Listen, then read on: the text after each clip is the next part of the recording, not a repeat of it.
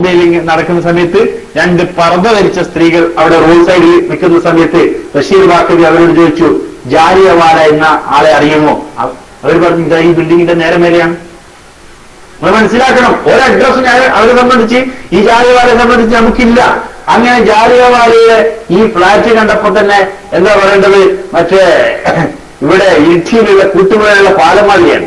ഒരാൾ ഇനി അങ്ങോട്ട് കയറുമ്പോൾ മറ്റേയാൾക്ക് ഇങ്ങോട്ട് ഇറങ്ങാൻ പറ്റൂല. അത്രയും കുടുസായ ഒരു ഏണി, അതിനോട് കയറിയിട്ട് വേണം ഇദ്ദേഹത്തിന്റെ മൂന്നാമത്തെ നിലയിലെത്താൻ. അങ്ങനെ മൂന്നാമത്തെ നിലയിൽ ഈ സാധുവായ ഞാനും അബ്ദുൽ നസീർ അസ്ഹരി, ഈ പറയുന്ന അസ്ഹരിയും ബഷീർ ബാക്കവിയും കൂടി അദ്ദേഹത്തിന്റെ ഈ പറയുന്ന മണിമാളികയാകുന്ന കൊട്ടാരമാകുന്ന അദ്ദേഹത്തിന്റെ ഫ്ലാറ്റിൽ അവിടെ എത്തിയപ്പോഴോ ആക്രി കച്ചവടക്കാരൻ രാത്രി 10:35 ലൈവാ. കാരണം എന്താ ജിഷാൻ പറഞ്ഞോ, ഇയാൾക്ക് രാത്രിയാണ് ബിസിനസ്, പകലല്ല. പകല് ഫുള്ള് ഉറക്കം, രാത്രി ഫുള്ള് കച്ചവടം. പകല് കംപ്ലീറ്റ് ഉറക്കം, രാത്രി ഫുള്ള് കച്ചവടം. നോക്കുമ്പോ പിന്നെ ഇയാളുടെ പ്രത്യേകത എന്താന്ന് വെച്ചാൽ സമസ്തന്റെ ഔലിയപ്പാപ്പയാകാം. സമസ്തന്റെ ഔലിയപ്പാപ്പാകാനുള്ള യോഗ്യതകൾ എന്ത് എന്ന് ഏത് കുട്ടിനോട് ചോദിച്ചാലും പറയും, ഒന്നേ നിസ്കാരം ഉണ്ടാവില്ല. അല്ലേ, CM വലിയുള്ളായിക്ക് നിസ്കാരം ഉണ്ടോ? ഇല്ല. CM വലിയുള്ളായിക്ക് നിസ്കാരമല്ല, വേങ്ങടക്കോയ പാപ്പാക്ക് നിസ്കാരമല്ല. വേങ്ങടക്കോയ പാപ്പ മുണ്ടുകൊടുക്കല്ല. കുപ്പുസ്വാമി ഇസ്ലാമിൽ തന്നെയല്ല. അപ്പോ എന്താണെങ്കിലും ഇക്ബാൽ ജാലിയൻ വാല എന്ന് പറയുന്ന ആള് ഈ യോഗ്യതയും കൂടി ഉള്ള ആളാ. സമസ്തന്റെ ഔലിയപ്പാപ്പയാകാൻ യോഗ്യത ഉള്ള ആള്. അതേ ജിഷാന്റെ സംസാരത്തിന്റെ ഇടയ്ക്ക് ബോധ്യപ്പെട്ടതാ. കേട്ടോളൂ. ഇദ്ദേഹം പിന്നെ എന്നോട് ഈ വിഷയം സംബന്ധിച്ച് ആദ്യം നോട്ടുകുട്ടികൾ കിട്ടിയപ്പോൾ തന്നെ അദ്ദേഹത്തിന്റെ മുഖം നല്ല പൂർണ്ണചന്ദ്രൻ തിളങ്ങുന്നത് പോലെ അദ്ദേഹത്തിന്റെ മുഖം തെളിഞ്ഞു. അപ്പൊ ഞാൻ അദ്ദേഹത്തോട് പറഞ്ഞു, ഒരു കാര്യം ഞാൻ ചെയ്യാം. കാരണം അന്വേഷണത്തിന്റെ ഭാഗമായിട്ട് ഇങ്ങനെ കൈയും കെട്ടിയിട്ട് നിങ്ങളുടെ കയ്യിലുള്ള മുടിയാന്ന് വെച്ചാൽ ഒരു കള്ളം ഇന്നേ വരെ സത്യം തുറന്നു പറയില്ല. അപ്പൊ ചില അന്വേഷണത്തിന്റെ ഭാഗമായിട്ടുള്ള ചില തന്ത്രങ്ങൾ ഞാൻ അവിടെ പ്രയോഗിച്ചു. അൽഹംദുലില്ലാഹ് അത് അല്ലാഹു വിജയിപ്പിച്ചു തന്നു. അതുകൊണ്ട് തന്നെ ഹക്കും ബാത്തിലും വേർതിരിച്ചറിയാനുള്ള ആ ഒരു ദൗത്യം, മഹത്തായ ആ ഒരു ദൗത്യം, അതിന്റെ ആദ്യപടിയായിരുന്നു ബോംബെയിലേക്കുള്ള യാത്ര എന്നുള്ളത് ഞാൻ ഇന്നും സ്മരിക്കുകയാണ്. അപ്പോ ബാബ, നിങ്ങൾ ഈ ഇവിടെ നടത്തുന്ന പരിപാടികൾ, അപ്പൊ അദ്ദേഹം പറഞ്ഞു, മാസത്തിൽ 2 ദിവസം, നമ്മുടെ നാട്ടിലൊക്കെ തിങ്കളാഴ്ച രാവ് റാത്തീവ് എന്നൊക്കെ പറയുന്നത് പോലെ മാസത്തിൽ 2 ദിവസം അദ്ദേഹത്തിന്റെ എന്തോ കലാപരിപാടികളുണ്ട്. എന്ത് പരിപാടിയാണ് എനിക്കറിയാം. അപ്പൊ അദ്ദേഹം പറഞ്ഞപ്പോ ഞാൻ പറഞ്ഞൊരു കാര്യം ചെയ്യാം, അതിന്റെ ചെലവ് ഞാൻ വഹിച്ചോളാം എന്ന് പറഞ്ഞപ്പോ അദ്ദേഹം എന്നോട് പറഞ്ഞു, അരി ഒരാൾ ഓൾറെഡി തരുന്നുണ്ട്, കോഴിയുടെ പൈസ വേണമെങ്കിൽ നിങ്ങൾ തന്നോന്നു. അപ്പൊ ഞാൻ ചോദിച്ചു, എത്ര വരും? ഏകദേശം 5500 6000 അടുക്കൽ രൂപ വരും ഒരു മാസത്തിലേക്ക് ഈ 2 ദിവസത്തെ പരിപാടി. ഞാൻ പറഞ്ഞു, അള്ളാഹുവിന്റെ അനുഗ്രഹം കൊണ്ട് 6000 റുപ്യ നിങ്ങൾക്ക് വരുന്നതിൽ എനിക്ക് യാതൊരു കുഴപ്പമില്ല. പിന്നെ ഞാൻ ഒരു കാര്യം ചെയ്യാം, 6000 റുപ്യ എല്ലാ സുഹൃത്തുക്കൾ ഈ ഭാഗം വളരെ വ്യക്തതയോടുകൂടി കേൾക്കണം. കാരണം ഇതാണ് അടിത്തറ, ഇതിന്റെ ഫൗണ്ടേഷനും ഈ കള്ളത്തരത്തിന്റെ എല്ലാ പോക്കും ഇവിടെ നമ്മൾ മനസ്സിലാക്കേണ്ടിയിരിക്കണം. അപ്പൊ ഇദ്ദേഹത്തോട് ഞാൻ പറഞ്ഞു, കാരണം ഇദ്ദേഹത്തിന്റെ എല്ലാ കാര്യങ്ങളും നമ്മൾ കണ്ട് മനസ്സിലാക്കിയല്ലോ.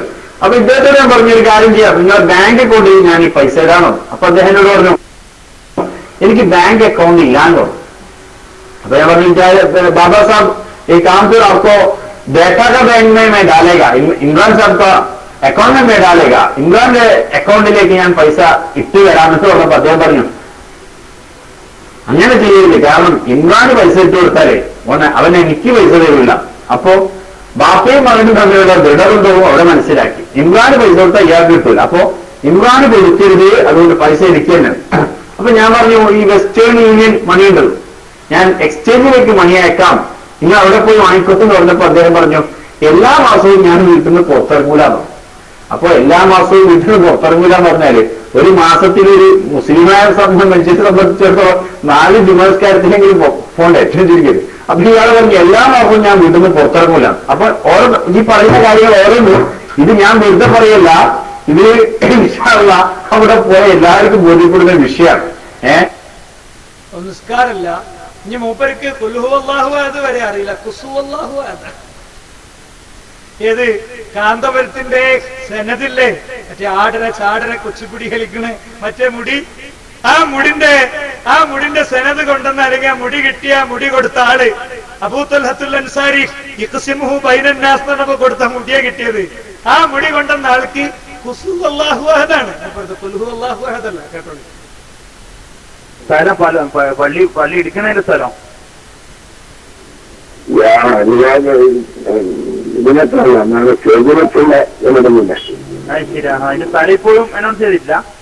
ഇത് ഒരു ഫോൺ സംഭാഷണമാണ്. ആരോടാന്ന് വെച്ചാൽ പൊന്മള അബ്ദുൽ ഖാദർ മുസ്ലിയാരെ. ഇല്ല. അത് ശരി. ഇയാള് വരുന്നുണ്ടോ ജയവല? അതില്ല, അതൊന്നുമില്ല.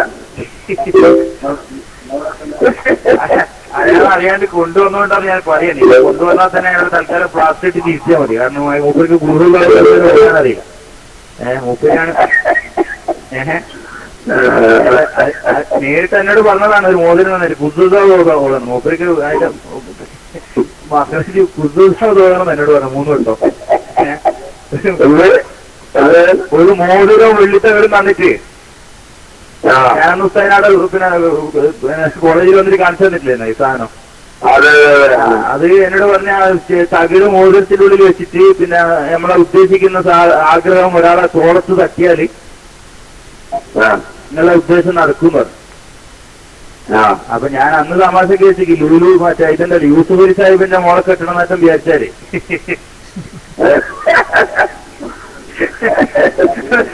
അന്നിയാള് മോതിരം വരുന്ന സമയത്ത് എന്നോട് പറഞ്ഞതാ 3 തീൻ ബാർക്കും കുസുഹാദ് പെടും. അതായത് കുൽഹുഹാദ് എന്നാ എനിക്ക് പിന്നെ മനസ്സിലായി. പിന്നെ പറഞ്ഞ് അശ്ശേരി പറഞ്ഞ ശരിയാണ്. അശ്ശേരി പ്രസംഗത്തിലേക്ക് മലപ്പുറത്ത് നിന്ന് പറഞ്ഞിരുന്നു 30 ഉറങ്ങിയിട്ടില്ല. കാരണം അത് ശരിയാണ്. ഞാൻ അന്വേഷിക്കുമ്പോൾ പിന്നെ വൈകുന്നേരം 6 മണി മുതൽ പിന്നെ പുലർച്ചെ 4 മണി വരെയാണ് മൂപ്പര് ഈ പിന്നെ ഇതിന്റെ ബിസിനസ് അവിടെ നടക്കുന്നത്. മൂപ്പരെയാണ് ഇപ്പോഴും പിന്നെ വലിയും ഷെയ്ഖും ഒക്കെ ആക്കിയിട്ട് ഒരാളും കൊണ്ടുനടക്കുന്നത്. അള്ളാഹു അല്ലേ, ഞാൻ എന്താ പറയുക. സുഹൃത്തുക്കളെ ശരിയുണ്ടല്ലോ നിങ്ങള്. ഈ മൂലയരും എന്തേക്കാരും പ്രസംഗിച്ചതറിയോ? മുസ്ലിം സമുദായത്തിന്റെ മുന്നിൽ തൊണ്ട വീർപ്പിച്ച് പാവങ്ങളെ കൊണ്ട് തക്ബീർ ചൊല്ലിച്ച് കാന്തൂർ ഉസ്താദ് നിറഞ്ഞ് നിലവിളിച്ച് പ്രസംഗിക്കണ ഈ പൊന്മള അബ്ദുൽ ഖാദർ മുസ്ലിയാര് ഇന്ന് കോഴിക്കോട് ഞാൻ എന്താ ഇതിൽ വിശ്വസിക്കുന്നുണ്ട്, എന്താ പിന്നെ കാന്തപുര ഉസ്താദിനെ പറ്റി ഞങ്ങൾക്ക് ഒരു പ്രശ്നമല്ല എന്നൊക്കെ കാര്യം പറഞ്ഞ് ഇയാൾക്ക് വേണ്ടി തൊണ്ടയിന്ന് ചോര വരുന്നത് വരെ തെക്കുബീർ ചൊല്ലി സാധുക്കൾ ഓർമ്മ ഉണ്ടോ? കെക്കെന്ന് പറഞ്ഞ് തിരിച്ചിട്ടില്ല നിങ്ങള് ഫോണില്. സുഹൃത്തുക്കളെ, ഇതാണ് പൗരോഹിത്യം എന്ന് പറയുന്നത്. എന്നിട്ട് ഇഖ്ബാൽ ജാലിയൻമാരൊക്കെ ഉൽഹു അഹദ് എന്ന് പറയണേ പിന്നെ 2.5 വയസ്സ് 3 വയസ്സായ എന്റെ മോൻ ചൊല്ലും, അതുപോലെ അയാൾക്ക് അറിയില്ല എന്നാണ്. ഇനി അതുകൊണ്ട് തീർന്നില്ല. ഇപ്പൊ എവിടെ മുടി സ്റ്റോർ ചെയ്തിരുന്നത്? 40 കോടിന്റെ പള്ളിയില. 40 കോടിന്റെ പള്ളിയില അല്ല, അത് മൂപ്പർക്ക് ഇത് പള്ളന്റെ കാര്യമാണ്. അതുകൊണ്ട് 40 കോടിന്റെ പള്ളി ഉണ്ടാക്കാനൊന്നും നേരല്ല. കട്ടിലിന്റെ ഒട്ടുന്ന വലിച്ചെടുത്തെടുത്ത് കേട്ടോളി. വളരെ ശാന്തമായ അന്തരീക്ഷത്തിൽ ജാഹിയവാലിയുമായി നമ്മൾ മണിക്കൂറുകൾ പങ്കിട്ടു. അതിനിടയിൽ അദ്ദേഹം ഓരോന്നോരോന്നായിട്ട് കാണിക്കാൻ തുടങ്ങി. സുബ്ഹാന ജല്ല ജലാലുഹു ചില മുടിക്കെട്ടുകൾ അദ്ദേഹത്തിന്റെ കട്ടിലയുടെ അടിയിൽ. ഇത് ഞാൻ വെറുതെ പറയുകയല്ല. ഇന്നും ഈ വിഷയത്തെ സംബന്ധിച്ച് ബഹുമാനപ്പെട്ട ഉള്ളവങ്ങളെയും ബഹുമാനപ്പെട്ട കാന്തപുര ഉസ്താദിനെയും സ്നേഹിക്കുകയും ആദരിക്കുകയും ചെയ്യുന്ന ബഷീർ ബാത്തവി എന്ന വ്യക്തി ഇന്നും ബോംബെയിൽ ജീവിച്ചിരിക്കുന്നുണ്ട്. ബോംബെയിൽ കലീന എന്ന് പറയുന്ന സ്ഥലത്ത് സാന്താക്രൂസ് എയർപോർട്ടിന് തൊട്ടടുത്തുള്ള ജുമുഅത്ത് പള്ളിയിൽ മലയാളികൾ മാത്രം തിങ്ങിക്കൂടുന്ന ഒരു ഏരിയയിൽ അദ്ദേഹം ഏകദേശം 10-ലധികം വർഷം തർക്കമില്ലാത്ത വിധം ഒരാൾക്കും വെറുപ്പ് സമ്പാദിക്കാതെ നല്ല നിലയ്ക്ക് സുന്നത്തിയമായത്തിന്റെ ആശയങ്ങൾ മുറുക്കി പിടിച്ചുകൊണ്ട് സുന്നത്തിയമായത്തിന്റെ പിന്നെ ആ ആശയങ്ങൾ തുറന്നു പറഞ്ഞുകൊണ്ട് ഇന്നും അദ്ദേഹം അവിടെ ജോലി ചെയ്യുകയാണ്. വല്ലവർക്കും സംശയമുണ്ടെങ്കിൽ ഈ പറയുന്ന വിഷയം ഞാൻ പറയുന്നതിൽ എന്തെങ്കിലും ഒരു അംശം കളവുണ്ടോ എന്ന് അദ്ദേഹത്തെ വിളിച്ചാൽ നിങ്ങൾക്ക് ബോധ്യപ്പെടും. അങ്ങനെ ചുരുക്കി പറയട്ടെ സുഹൃത്തുക്കളെ, അങ്ങനെ ജാഹില പോലെ അദ്ദേഹം ചില മുടികൾ കട്ടിലയുടെ അടിയിൽ, ചില മുടികൾ ഒരു അലമാറ തുറന്നുകൊണ്ട് അദ്ദേഹം ഒരു പ്ലേറ്റിൽ മുടിയെടുത്തു. ഈ മുടിയെടുത്തിട്ട് ഇങ്ങനെ കാണിച്ചു വന്ന സമയത്ത് നമ്മുടെ കയ്യിലേക്ക് അദ്ദേഹം ഒന്നും തരുന്നില്ല. അപ്പൊ അന്നുമരി അതിന് ജിഷാനൊന്ന് കൈവച്ച് നോക്ക്, അതിന് നേരം പോയി നമുക്ക് ഇപ്പോഴൊന്ന് നോക്കാലോ എന്ന് പറഞ്ഞ സമയത്ത് അദ്ദേഹം കൈവിട്ടേറാൻ ഒന്നും ഇപ്പോഴും നേരെ നോക്കുക. ഏത് ഇത്രയൊക്കെ ബോധ്യപ്പെട്ടിട്ടും ജിഷാന് നേരെ നോക്കുക, നേലുണ്ടോന്ന് നോക്കിക്കളാൻ തുടങ്ങി.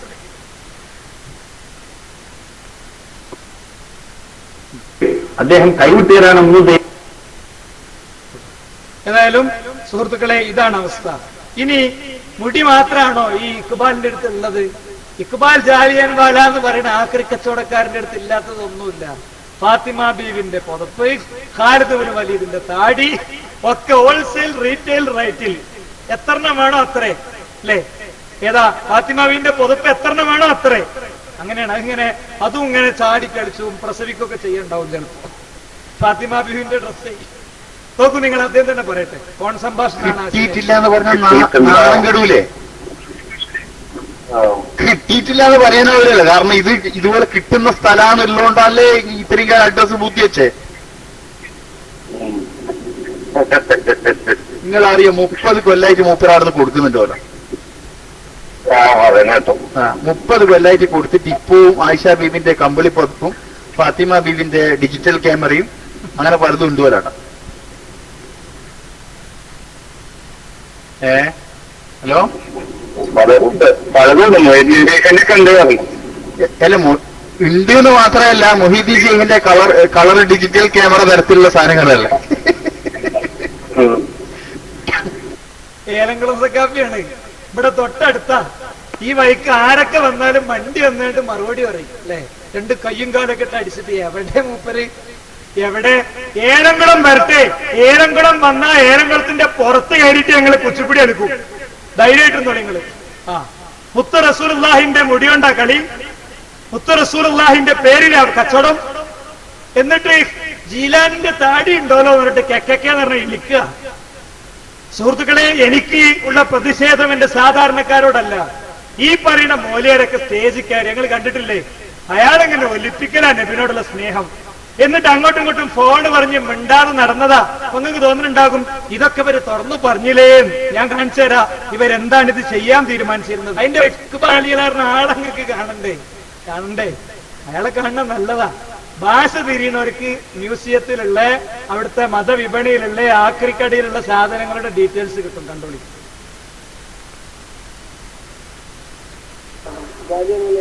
गालिया वाला उनसे घोड़ा दिया। फिर यहाँ पे देखो ये बाउद्दीन के दरगाह में इसको दिया। अच्छा, जिसको जमीन है ना सबकी सही कर दो आप, समझो? जमीन सही तो सब ये ആ കന്നടക്കാരനാണ് തൊപ്പിയൊക്കെ വെച്ച്. അഹ്ലുസുന്നത്തിന്റെ തൊപ്പി ഏതായാലും ഉണ്ട്. इसमें से आपका अपना और दादा का नाम किधर है? नहीं है ना, कोई का नाम नहीं। आपका अब्बा का और दादा का नाम मुझे दिखा है। वो हम लोग ने सब मिलकर बनाया है। उर्दू पाक जो है ना उसमें बताया नहीं है। किसी मुझे दिखा है तो आपको आपके दादा से मिला, उनके दादा वो है वो पूरा बनाया ना, वो क्या अलग अलग पेपर में सब बनाया। पेपर इसकी समझ नहीं बना, पान बार का नहीं है वो। अच्छा, वो सब लोग सबर करते वो क्या है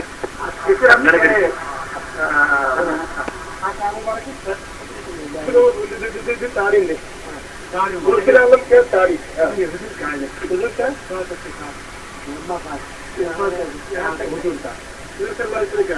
दाढ़ी मुबारक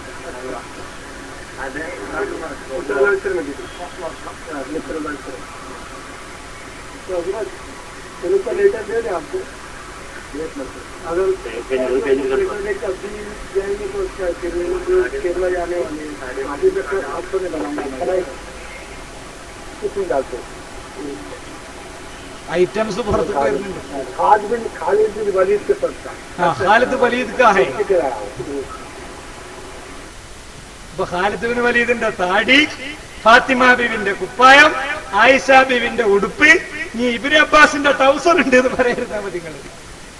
എന്തും പറയാലോ നിങ്ങൾക്ക്, സഹാബികളെ പറ്റിയോ ബാക്കിയുള്ളവരെ പറ്റിയോ എന്തും പറയാം. സുഹൃത്തുക്കളെ, ഇതിന്റെ സ്ഥിതി ഇങ്ങനെയാണ്. ഇനി ജിഷാന് പോന്ന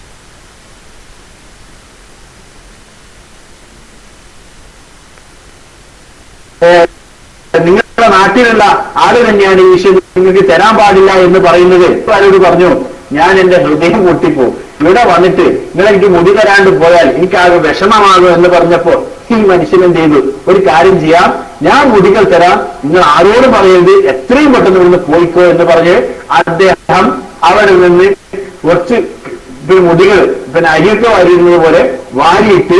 ആ വാരിയിട്ട തോർത്തുമായി ഞാൻ അൽഹംദുലില്ലാ നന്നായി ചുറ്റിക്കൊണ്ട് നേരെ പള്ളിയിലേക്ക് ബഷീർ ബാക്കറിയും അതുപോലെ തന്നെ അബ്ദുൽ വഴിയിലേക്ക് പോയപ്പോ 18 മുടികളാണ് എനിക്ക് കിട്ടിയത്. 18 ഭാര്യയാണ് കൊടുത്തതാ. കാരണം അപ്പുറത്തെ ബാർബർ വെട്ടിയിടാൻ മുമ്പ് വാരിക്കൊണ്ടിരിക, ഇവിടെ വെക്കുക, ഷേറേ മുബാറക് ചാടും ഓടും പ്രസവിക്കും കൊണ്ടേക്കോളി, ഇതല്ലേ പരിപാടി. ഇത് മാത്രം നോക്കി നടക്കണ കാന്തപുരം അതെടുത്തിട്ട് ഇപ്പുറത്ത് മറ്റൊരു ചത്തുപോകട്ടെ, ഒരു ജീവിച്ചു പോകട്ടെ. അപ്പൊ കുട്ടികൾ അല്ലാഹു അക്ബർ പ്രസംഗിച്ച് തെളിയിക്കാനോ കുറെ മൂല്യമാരും, അല്ലെ, കാന്തപുരത്തിന്റെ ചെലവിൽ വളർന്ന കുറെ മൂല്യമാരും. ഇതിൽ മുന്നിൽ നിന്ന് 1 നമ്പർ പേരോടാണെങ്കിൽ പേരോടിനെ കടത്തി വെട്ടണ നിൽക്ക പിന്നെ ആസനി വന്നത്. ആ ആസനിക്ക് അവസാനം കാര്യം ബോധ്യപ്പെട്ടപ്പോ മൂപ്പർക്ക് ബോധം കിട്ടൂ എന്നാണ്. മനസ്സിലായില്ല? സ്റ്റേജിൽ കയറിയിട്ട് ഭയങ്കര വലിയ മുഖാമുഖമൊക്കെ നടത്തിന് സാധു. ഇയാളെ പറ്റി പറയുന്നുണ്ട്. ഇതേ ജിഷാൻ വേറൊരു സ്ഥലത്ത് വേറൊരു മൗലവരെ വിളിച്ചിട്ട് പറഞ്ഞോലോ, കാന്തപുരം AP അബൂബക്കർ മുസ്ലിയാര് ഷേറെ മുബാറക്ക് അല്ല, അത് എനിക്ക് തെറ്റി പറ്റിയതാണെന്ന് പറഞ്ഞാലും ആസനി ഇനിയിപ്പോ നിർത്തും തോന്നണില്ല, അല്ല അത് ഷേറെ മുബാറക്ക് തന്നെയാണെന്ന് ആസനി പറയാൻ സാധ്യത ഉണ്ട് എന്ന സ്വഭാവമാണ് ആസനിൻ്റെതെന്ന് അറിയുമ്പോ ആസനി ഇതേപോലെ കെക്കെ നടന്ന് ചിന്തിച്ച ആ ഫോൺ ക്ലിപ്പൊക്കെ ചോർന്നിട്ടുണ്ട്. ഒക്കെ 20-ാം തീയതി ഇൻഷാല്ലാ ഒറ്റപ്പാലത്ത് ബാക്കി നമുക്ക് നോക്കാം. കുറച്ചും കൂടി കാര്യങ്ങൾ അതെന്താന്ന് വെച്ചാൽ, ഈ സംഗതി ആശനിക്ക് ബോധ്യപ്പെട്ടു. 2 കൊല്ലം മഴക്കാലത്തും വേനൽക്കും ഒക്കെ വേദി കെട്ടി ഇഷ്ടം പോലെ പ്രസംഗിച്ച് മുജാഹിദീങ്ങളെ ചീത്തയും പറഞ്ഞ് ഈക്കക്കാരെ വെള്ളിവിളിച്ച് വിയർപ്പൊഴിക്ക് അധ്വാനിച്ച് നടന്നതിന്റെ ശേഷം ഒരു ദിവസം രാത്രി വീട്ടുമുറ്റത്തെ കാറിലിരുന്ന് ആശനിക്ക് വിഷയം ബോധ്യപ്പെട്ടപ്പോൾ അദ്ദേഹം ബോധം കെട്ടുവെന്ന് ജിഷാൻ.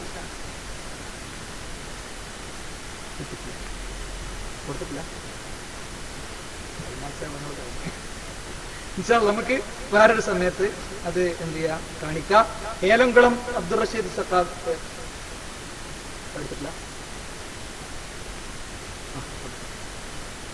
ഏതാണെങ്കിലും സുഹൃത്തുക്കളെ, ഏലംകുളം അബ്ദുൾ റഷീദ് സഖാഫി, അതേപോലെ പൊന്മള അബ്ദുൽ ഖാദർ മുസ്ലിയാർ, പേരോട് തലക്കുന്നുണ്ട, പൊന്മള, പേരോട്, ഏലംകുളം, ഇങ്ങനെയുള്ള മുഴുവൻ ആളുകളും ഈ വിഷയത്തിൽ അംഗീകരിക്കാത്തവരാണ്. ഇവിടെ ഉള്ളത് നിങ്ങൾക്ക് കേൾക്കാം, ബാക്കി മറ്റൊരു സമയത്തിന് കേൾക്കാം. വളരെ വ്യക്തമാണ്. ബഹുമാനപ്പെട്ട പൊന്മള ഉസ്താദും പേരോട് ഉസ്താദും ഞാൻ അവരുടെ സ്വകാര്യ റൂമിൽ പോയി 18 മുടികൾ കാണിച്ചിട്ടും അവർക്ക് അതിൽ വിശ്വാസം ഉണ്ടായിരുന്നുവെങ്കിൽ, അത് ഷാറു മുബാറക്കാണെന്ന് വിശ്വാസം ഉണ്ടായിരുന്നുവെങ്കിൽ, അത് ഷാറു മുബാറക്കാണ് തിരുകേശമാണെന്ന് അംഗീകരിക്കാത്ത എന്റെ കയ്യിൽ നിന്ന് അവരത് വാങ്ങി വെക്കുമായിരുന്നു. പക്ഷെ അവരെ ഒരിക്കലും അത് ചെയ്തില്ലെന്ന് മാത്രമല്ല, അത് ആ നിലയ്ക്ക് അതിനെ സ്വീകരിക്കുകയോ ബഹുമാനിക്കുകയോ ചെയ്യാത്തത് കൊണ്ട് തന്നെ അത് അവര് പോലും ഷാറു മുബാറക്കായിട്ട് അംഗീകരിച്ചിട്ടില്ല എന്നുള്ള ഒരു പരമാർത്ഥം, ഒരു സത്യസന്ധമായ ഒരു അവസ്ഥ എന്റെ കണ്ണുകൊണ്ട് അവിടെ. അപ്പൊ ഇവിടെ ഞാനിത് ഇതിന്റെ ഏറ്റവും അവസാനത്തെ 4-5 കാര്യങ്ങളിലേക്ക് പോയി ഇത് അവസാനിപ്പിക്കുകയാണ്. മൊത്തം കഴിഞ്ഞിട്ട് നമുക്ക് എല്ലാവർക്കും 10 മിനിറ്റ് കൊണ്ട് പിരിയാം. ഇവിടെ നമ്മൾ മനസ്സിലാക്കേണ്ടത് ഇതൊക്കെ എങ്ങനെ പുറത്തു വന്നത്, ഇതെല്ലാം എങ്ങനെ പുറത്തു വന്നു. ഇൻഷാ അല്ലാഹ് മറ്റൊരു വേദിയിൽ ഇത് പുറത്തു വന്നതിന്റെ ഉള്ളുകള്ളിയിലേക്ക് ഞാൻ പോകും. യഥാർത്ഥത്തിൽ ഇവിടെ ഉദ്ദേശിച്ചിരുന്നത് എന്താ അറിയോ, ഇത് ഉള്ളിൽ ഒതുക്കാനാണ്, ഉള്ളിൽ ഒതുക്കി തീർക്കാനായിരുന്നു പ്ലാന്. ഉള്ളിൽ ഒതുക്കി തീർത്ത് വേറെ ചിലത് പകരം കൊണ്ടെന്ന് മെല്ലെ മുങ്ങാനുള്ള പ്ലാനായിരുന്നു. പക്ഷേ പഠിച്ചും പിടിച്ചു, ഉള്ളിൽ ഒതുക്കി തീർക്കാനായിരുന്നു പ്ലാന് എന്നത് സുഹൃത്തുക്കളെ നിങ്ങൾ കേട്ടോളൂ. അത് കൃത്യമായി നമ്മുടെ പ്രസ്ഥാനവും അതിന്റെ അവസ്ഥയൊക്കെ വെച്ചിട്ട് ഇത് പുറത്തുവിടാനല്ല എന്ന് സ്വാലിഹി സഖാഫിയോട് തന്നെ ജിഷാൻ പറയണത് നിങ്ങൾ കേട്ടോളൂ. അപ്പൊ ഞാനതാണ് നിങ്ങളോട് ഒന്നുകൂടി ചോദിച്ചത്, നിങ്ങൾ ഇതൊരു കാലകീല കേട്ടതിന്റെ അടിസ്ഥാനത്തിലാണോ 100% നിങ്ങൾക്ക് ഉറപ്പുണ്ടോ എന്ന് അതേ ചോദിക്കാൻ കാരണങ്ങളോട്. എനിക്ക് 100% ഉറപ്പുണ്ട്. പക്ഷെ എന്റെ ഉറപ്പുകൊണ്ട് എനിക്ക് വിശ്വസിക്കാൻ എന്നല്ലാതെ വേറെ രണ്ടാമത്തെ ഒരാൾ വിശ്വസിക്കുമെന്ന് എനിക്ക് ഒരു പ്രതീക്ഷയില്ല. കാരണം വെച്ചാൽ നമ്മുടെ പ്രസ്ഥാനം അങ്ങനെയാണ്. എനിക്ക് 100% ഉറപ്പുണ്ട്. പക്ഷെ എന്റെ ഉറപ്പുകൊണ്ട് എനിക്ക് വിശ്വസിക്കാൻ എന്നല്ലാതെ വേറെ രണ്ടാമത്തെ ഒരാൾ വിശ്വസിക്കുമെന്ന് എനിക്ക് ഒരു പ്രതീക്ഷയില്ല. കാരണം വെച്ചാൽ നമ്മുടെ പ്രസ്ഥാനം അങ്ങനെയാണ്. ഒരു പ്രതീക്ഷയില്ല. കാരണം വെച്ചാൽ നമ്മുടെ പ്രസ്ഥാനം അങ്ങനെയാണ്. അല്ല, ഹക്കിന്റെ ആളുകളാണെങ്കിൽ 313 ബദിരീങ്ങളുള്ള സഹായിച്ചാൽ മതി. നിങ്ങൾ ആളെണ്ണം നോക്കണ്ടില്ല. ഞാൻ അതിലേക്ക് നിങ്ങൾ നമുക്ക് ഇത് പുറത്തു വിടാനല്ല നമ്മുടെ ലക്ഷ്യം, ഉള്ളിലൂടെ ഇത് തിരുത്താനുള്ള ഒരു സംവിധാനം നമുക്ക് ഉണ്ടാക്കാൻ പറ്റുമോ നിങ്ങളോട് ചോദിക്കാം. ഒന്നും അറിയില്ല, ഒരു നടക്കും കഴിയില്ല. കാരണം എന്താ വെച്ചാല് അതായത് ഇതുകൊണ്ട് നമ്മുടെ ഈ ഇതുകൊണ്ട് യാതൊരു പ്രയോജനമില്ല. ഒന്നും നടക്കാൻ സംഭവിക്കാൻ പോകുന്നില്ല. നമ്മൾ രണ്ടുപേരെയും അനുനയിപ്പിക്കാനുള്ള ശ്രമം നടത്തുമ്പോഴും അത് നടക്കുന്നില്ലെങ്കിൽ പുറത്താക്കും. അല്ല, നമ്മളെ പുറത്താക്കി ഞാനിപ്പോ അകത്തില്ലല്ലോ. എന്ന് പറഞ്ഞാൽ ആരോപണം എന്നെ സംബന്ധിച്ചിടത്തോളം എന്നെ കുറിച്ച് അവർ ആരോപണങ്ങൾ പറയാൻ സാധ്യത. എന്റെ മർക്കസിന് പൈസ കട്ടുമോ എന്തെങ്കിലുമൊക്കെ പറഞ്ഞിട്ട് അത് എന്നെ സംബന്ധിച്ചിടത്തോളം തലവേദനയാണ് എന്റെ ജീവിതത്തിൽ. എനിക്ക് പേടി. അപ്പോ ഉള്ളിൽ ഒതുക്കൽ എങ്ങനെ? നിലവിലുള്ളത് കുടിപ്പിക്കണം, നിർത്തിയാൽ മതി. ഇത് അമ്മുവിന്റെ മുടിയാണ്. ഇത് ആക്രി കച്ചവടക്കാരന്റെ കടയിൽ നിന്ന് എടുത്തുണ്ടെന്നതാണ്. ബോംബെയിലെ ചോർ ബസാർ, ചോർ എന്ന് പറഞ്ഞ കള്ളൻ, ചോർ ബസാറിൽ നിന്ന് വേറൊരു ചോറ് കൊണ്ടുവന്നതാണ്. അപ്പൊ അത് തൽക്കാലം കുടിപ്പിക്കൽ നിർത്തിയാൽ മതി. ആ പ്ലാനാണുള്ളത്. കേട്ടോളൂ. ഏത് ഈ വിഷയം ഇനി വിവാദമായി വരുമ്പോ എന്തായാലും വീണ്ടും കിടക്കും. നൗഷാദാസിനെയാണ് ഫോണിൽ, ജിഷാന്റെ കൂടെ. ഇത് വീണ്ടും വിവാദമായി വരുമ്പോ ഈ മുടി വീണ്ടും ഉറപ്പിക്കും, അത് വീണ്ടും സ്ഥാപിക്കപ്പെടും. നമ്മൾ എന്താ ചെയ്യാന്നാണ് ചർച്ച. പ്രഭാഷണങ്ങളും പരിപാടികളൊക്കെ എന്തായാലും വരുമല്ലോ കേരളത്തിൽ. പിന്നെ അത് പിന്നെയും നമ്മൾ ഇനി ഇത് തെളിവും പ്രമാണം ഇല്ലാതെ ഇത് ഇത്ര മുബാറക്കാണ് സമർപ്പിക്കുന്ന ഒരു പ്രഭാഷണമാണോ സംഘടനാ വേദിയിലൊന്നും ഉണ്ടാവരുത്. അത്രേ നമ്മൾ ഉദ്ദേശിക്കുന്നുള്ളൂ. അതേ സമയത്ത് ഏതെങ്കിലും ചേരാണെന്ന് വിശ്വസിക്കുന്നുണ്ടെങ്കിൽ ഓനെ തിരുത്താൻ പോകാനായിട്ട് നമുക്കില്ല.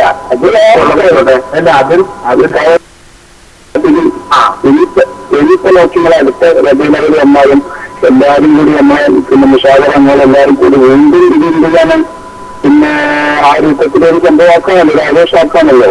അല്ല, അതാണ് ഞാൻ പറഞ്ഞത്. അതെ അതെ അതെ ആദ്യം ഒരു സംവിധാനം ഉണ്ടാക്കണം. അതിനൊരു കൺട്രോളിങ്ങും ഒരു നിയന്ത്രണവും വരുത്താം. കണ്ടോ? അപ്പൊ മുഷാവറംഗങ്ങളൊക്കെ കൂടെ ഇത് കൊണ്ടുവന്നിട്ട് ഒന്നായിട്ട് കുടിച്ച് ഇത് വീണ്ടും ഇത് കുടിക്കണേ, അമ്മുവിന്റെ മുടി കുടിക്കണേ, നിർത്തിയാ മതി. എന്നിട്ട് ജിഷാന്റെ വക പരിഹാര നിർദ്ദേശം. പിന്നെ എന്താ കൊടുക്കേണ്ടത്? അത് കുടിക്കണത് നിർത്തുമ്പോ എന്തേ നിർത്തിയെന്നുള്ള ചോദ്യം വരുമല്ലോ. അതിന് നമുക്ക് ലത്തീഫിയയിലുള്ള മറ്റേ മുടിയുമായി ബന്ധപ്പെട്ട് അവിടുന്ന് ഒരു ഗ്ലാസ് വെള്ളം കൊണ്ടുവരാന്ന. കേട്ടോളി. നിങ്ങൾ ജനങ്ങളെ വെള്ളം വിതരണം നിർത്തണം ഞാൻ പറയുന്നില്ല. ഒരു കാര്യം ചെയ്തോ, ലത്തീഫിയെന്നോ അല്ലെങ്കിൽ ഡൽഹിന്നോ കൊണ്ടുവരുന്ന ഒരു ഗ്ലാസ് വെള്ളം പോരെ ഈ ചെമ്പിലേക്ക് വെച്ച് കൊടുക്കുക, എന്നിട്ട് ആ ജനങ്ങൾക്ക് കൊടുത്തോട്ടെ. അത് മതി. ആ ഒരു ദിവസത്തില് നമ്മളെല്ലാവരും കൂടി ഒരു തീരുമാനത്തിലെത്താൻ കഴിയുമെങ്കിൽ നമുക്കും ചെയ്യാം. അതിന് എത്തിക്കാൻ നമുക്ക് പ്രശ്നം എന്തായാലും നടത്താം. തീർച്ചയായും. പിന്നെ അത് നല്ല കാര്യമാണ്. കാരണം നമുക്കിപ്പോ മാറ്റിപ്പോകാൻ സ്വത്താക്കാൻ തന്നെ നമ്മൾ ഉദ്ദേശം. അത് തീർച്ചയായിട്ടും അല്ലല്ലോ, നമുക്ക് ഉള്ള പത്താറല്ലോ, ആ പത്താതി ഇല്ലാതാക്കണം.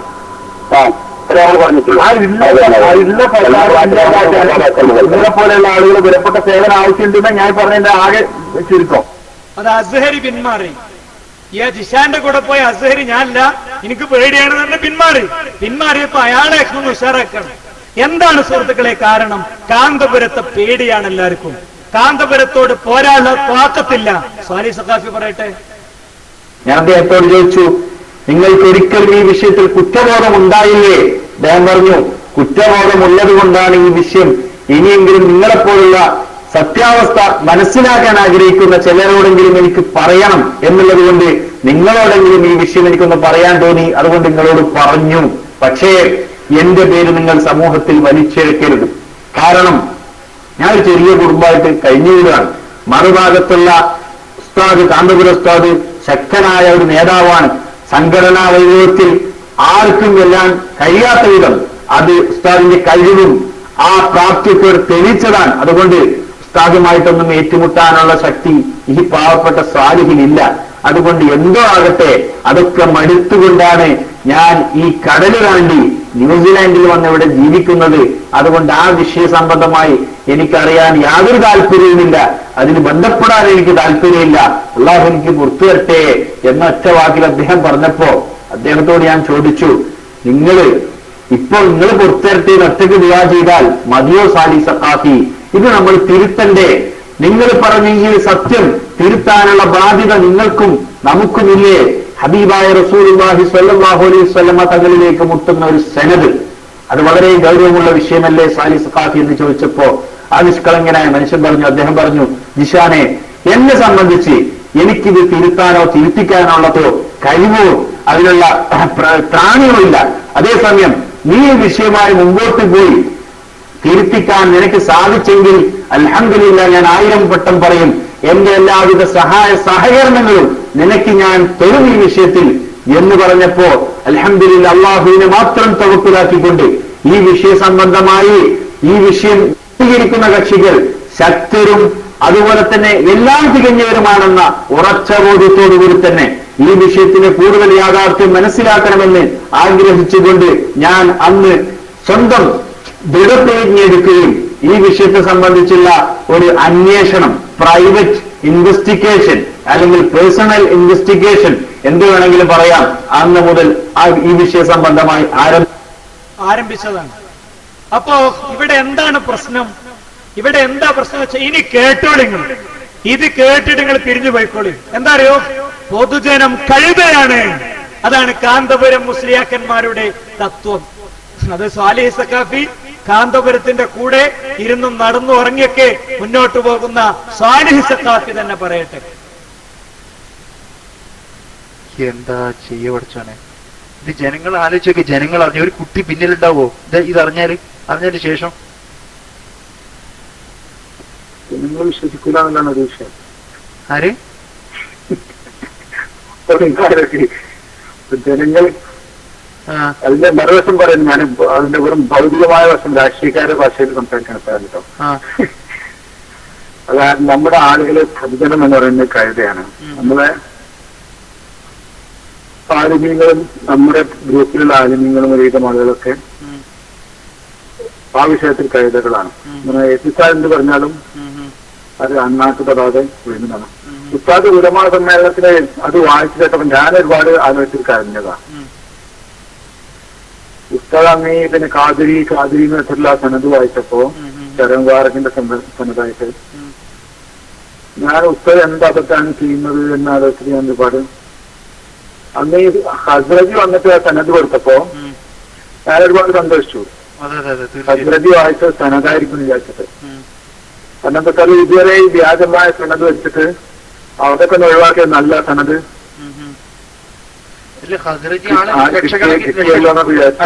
അതെ, ലക്ഷക്കണക്കിന് ആളുകൾ മുമ്പിലാണ് കൊടുത്തത്. അതിന് മാത്രമേ സന്നദ്ധാവുള്ളൂ. ഇല്ല, ഹസ്രജി ഉസ്താദിന് കൊടുത്തു എന്നുള്ളതിന് മാത്രമേ അത് സന്നദ്ധാവുള്ളൂ. ഇല്ല, അത് അത്രയേ ഉള്ളൂ. പക്ഷെ അത് ഹസ്രജി കൊടുത്തൊരു കാര്യം, അതല്ല, ഇത് ഉണ്ടാക്കിയൊരു കാര്യമാണല്ലോ വരുന്നത്.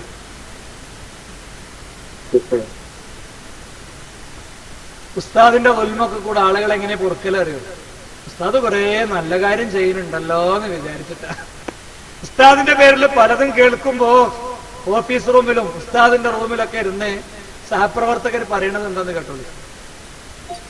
എല്ലാവരും തന്നെയാണ്. അതായത് എല്ലാവരും ചിന്തിക്കുന്ന വെച്ചാലും ഇപ്പോ മർക്കസിലുള്ള ആളുകളും ഇതൊക്കെ അറിയുന്നവരും പറയലിതാണ്, ഇപ്പൊ ഉസ്താദ് എപ്പിസാദിനെ സംബന്ധിച്ചിടത്തോളം ഉസ്താദ് ചെയ്ത നന്മകൾ കൊണ്ട് ഇതൊക്കെ പൊരുത്തപ്പെട്ടു പോകും. നമ്മളത് സംസാരിച്ചാൽ നമുക്കതിന്റെ ഗുരുത്തക്കേട് ബാക്കി ഉണ്ടാവും, വേറെ പ്രയോജനമൊന്നുമില്ല. ഇതാണ് എല്ലാവരുടെയും ആയുധം. അല്ല, അതുങ്ങളിപ്പോ പറഞ്ഞ തിയറി അത് വേറെ വ്യക്തി ജീവിതത്തിൽ എന്തെങ്കിലും വന്നിട്ടുണ്ടെങ്കിൽ അത് അതിൽ ഖിയാസാക്കുകയല്ലാതെ എനിക്ക് അള്ളാന്റെ റസൂലിന്റെ പേരിൽ ഒരു കളവ് പറഞ്ഞാൽ എനിക്ക് തോന്നുന്നില്ല അത് പൊരുത്തപ്പെട്ടു പോകും. അത് ഞാൻ പറയുന്ന തെറ്റ് പറഞ്ഞാലും മനുഷ്യ സഹജമായിട്ട് തെറ്റുകൾ വരും, അതിന് തുകയും ഉണ്ട്. പക്ഷെ ഈ ഹുക്കൂക്കുൽ ഇൻസാനായിട്ട് വരുന്നതിനൊന്നും അങ്ങനെ തുകയില്ല. മനുഷ്യന്മാരുമായിട്ടുള്ള ഹക്ക്, അതായത് ആളുകളെ പിന്നെ പണം പറഞ്ഞു വെച്ചതും. അതായത് നിങ്ങളിപ്പോ പിന്നെ അപ്പൊ സുഹൃത്തുക്കളെ, ഇതാണ് തത്വം. ഈ തത്വത്വം വേണം ഇത്രയും കാലം പോയത്. അതുകൊണ്ട് എനിക്ക് എന്റെ സഹപ്രവർത്തകരോട് പറയാനുള്ളത്, ഉസ്താദ് പലതും നന്മകൾ ചെയ്യുന്നുണ്ടല്ലോ എന്ന് പറയണോന് പലതും കിട്ടുന്നുണ്ട്. അതിന്റെ ക്ലിപ്സോടെ ഉണ്ട്, ഡൊമസ്റ്റിക് ഫ്ലൈറ്റ്സും അതേപോലെ തന്നെ നല്ല ശമ്പളവും ഒക്കെ ഇവിടെ വിശദീകരിക്കുന്നുണ്ട്. ഞാൻ അത്ര വിശദാംശങ്ങളിലേക്ക് പോകുന്നില്ല. ഇവിടെ എനിക്കെന്റെ സാധാരണക്കാരോട് വളരെ നിസ്വാർത്ഥരായ മുജാഹിദുകളുടെ വേദിയിലേക്ക് കല്ലെറിയാനും മുജാഹിദുകളെ കാണുമ്പോൾ സലാം പറയേണ്ടെന്ന് തീരുമാനിക്കാനും സ്വന്തം മുജാഹിദ് ആയ ജ്യേഷ്ഠൻ മരിച്ചപ്പോ അവന്റെ ജനാസക്ക് പോലും പങ്കെടുക്കാതിരിക്കാനും ഒക്കെ വലിയ തീവ്രത കാണിച്ച എന്റെ ബഹുമാന്യരായ സുന്നി സുഹൃത്തുക്കളോട് പറയാനുള്ള എന്താ അറിയോ? കുല്ലുഹും ആതിഹി യൗമൽ ഖിയാമത്തി ഫർദ. ഓരോരുത്തരും ഏകന്മാരായി വരേണ്ടി വരും പ്രിയപ്പെട്ടവരെ. അവിടെ ഉസ്താദ് ഉണ്ടാവില്ല, അവിടെ മുദ്രാവാക്യം ഉണ്ടാവില്ല, അവിടെ ഉസ്താദിന്റെ GMC ഉണ്ടാവില്ല, ഒന്നും ഉണ്ടാവില്ല. നമ്മൾ നമ്മളുടെ കാര്യം പറയേണ്ടി വരും, പടച്ചോന്റെ മുന്നിൽ വിശദീകരിക്കേണ്ടി വരും. അതുകൊണ്ട് ഒരുപാട് ദൂരമുണ്ട് എന്ന് വിചാരിക്കരുത്. നിങ്ങൾ യാത്ര ചെയ്യുന്ന വാഹനം ഒന്ന് ഇടിച്ചിറങ്ങിയാൽ, ഒന്ന് നിങ്ങളുടെ നിയന്ത്രണം വിട്ടുപോയാൽ, നിങ്ങളുടെ തല ഇത്തിരിപ്പോന്നൊരു കല്ലിൽ, തള്ളാൻ വിരലിന്റെ വലിപ്പമുള്ളൊരു കല്ലിൽ പോയി തട്ടിയാൽ അവസാനിക്കുന്നതാണ് ജീവിതമെന്ന് മനസ്സിലാക്കി കാര്യങ്ങളെ കുറിച്ച് പഠിക്കുക. അന്ധമായ അനുകരണവും അങ്ങേയറ്റത്തെ തഖ്ലീദും ഉസ്താദുമാരൊക്കെ പറയണത് സത്യമായിരിക്കും, ഇവരൊക്കെ ഇപ്പൊ നുണ പറയോ അല്ലെ, ഇവരൊക്കെ ഇപ്പൊ നുണ പറയോ പോലത്തെ കുറെ തത്വങ്ങളിലൂടെയാണ് നീണ്ട 10-60 മണിക്കൂറിന്റെ ഫോൺ സംഭാഷണങ്ങൾ അടങ്ങുന്നത് ഞങ്ങൾക്ക് കിട്ടിയിട്ടുണ്ട്. എങ്ങനെയാണ് കിട്ടിയത് എന്നതിന്റെ വിശദാംശങ്ങൾ കാന്തപുരം വിഭാഗത്തിന്റെ സംഘടനാ സെറ്റപ്പിൽ നടക്കുന്ന വളരെ ബീഭത്സകമായ സംസാരങ്ങൾ, അനുബന്ധങ്ങൾ ഇൻഷാ അല്ലാഹ് കേരളത്തിലെ മറ്റു വേദികളിൽ, മറ്റു സന്ദർഭങ്ങളിൽ നമുക്ക് പറയാം. ഈ പ്രബോധന സംരംഭത്തെ ഉജ്ജ്വലമായി ഏറ്റെടുത്ത് നമ്മൾ മുന്നോട്ട് പോവുക. QHLS-ന്റെ ബോർഡ് എടുത്തൊഴിവാക്കാനും ഖുർആൻ ഹദീസ് ലേണിംഗ് സ്കൂളിന്റെ ബോർഡ് എടുത്തൊഴിവാക്കാനും ശബാബിന്റെ കലണ്ടർ കെട്ടാനുമാണ് ഞങ്ങളുടെ നാട്ടിൽ ഉണ്ണിയലിങ്ങ തീരുമാനിച്ചത്. ഖത്തീബ് സ്ഥാനത്ത് നിന്ന് എന്നെ തള്ളാൻ വേണ്ടി മടൂർ വിഭാഗത്തിൽ ആളുകളെ കൂട്ടിപ്പിടിച്ചപ്പോൾ തന്നെ മനസ്സിലായിരുന്നു ഉണ്ണിൻകുട്ടി മൗലവിയുടെ നേരിട്ടുള്ള നിർദ്ദേശം മാത്രം കേട്ട് തിന്നും കുടിക്കും വരെ ചെയ്യണേ ഒരു മാസ്. അയാളാണ് മണ്ഡലം സെക്രട്ടറി, അയാളാണ് പള്ളി സെക്രട്ടറി അല്ലെ. ചെറുപ്പുളശ്ശേരിയിലെ അനുബന്ധങ്ങൾ നമ്മൾ കേട്ടു. അതുകൊണ്ട് റസൂലുള്ളാഹി സ്വല്ലല്ലാഹു അലൈഹി വസല്ലം തങ്ങളുടെ മുടിക്ക് ബർക്കത്തുണ്ട്. തബറുക്കുമായി ബന്ധപ്പെട്ട മസ്അലയിൽ നിഷേധ സ്വരത്തിൽ നിൽക്കുന്ന ആളുകളെ സംബന്ധിച്ചിടത്തോളം അവർ ഈ വിഷയത്തിൽ ഒന്നും ചെയ്യാൻ പോണില്ല. അവരെന്തെങ്കിലും ചെയ്യുന്നുണ്ടെങ്കിൽ സെക്രട്ടേറിയറ്റിൽ നിന്ന് ചിലരെ ചീത്ത വിളിച്ചു പറഞ്ഞ് ഇറങ്ങിപ്പോന്നതിന്റെ പരിക്ക് ഫീൽഡിലുണ്ടാകുന്നത് അത് തിരുത്താനുള്ള വെപ്രാളം മാത്രമാണത് എന്ന് നിങ്ങൾ മനസ്സിലാക്കുക.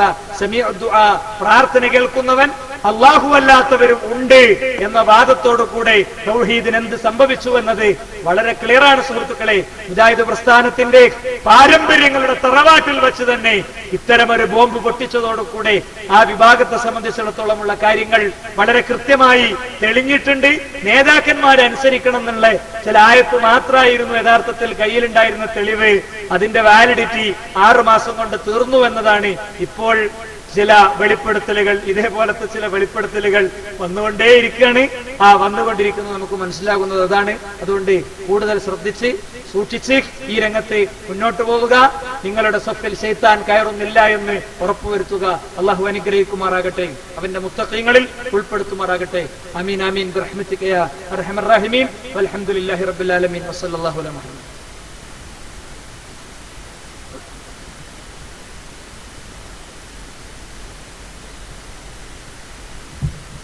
അസ്സലാമു അലൈക്കും വറഹ്മത്തുള്ളാഹി. കേശവാണിഭം പൗരോഹിത്യം പ്രതിക്കൂട്ടിലെന്ന ഈ പരിപാടി ഇവിടെ അവസാനിക്കുകയാണ്.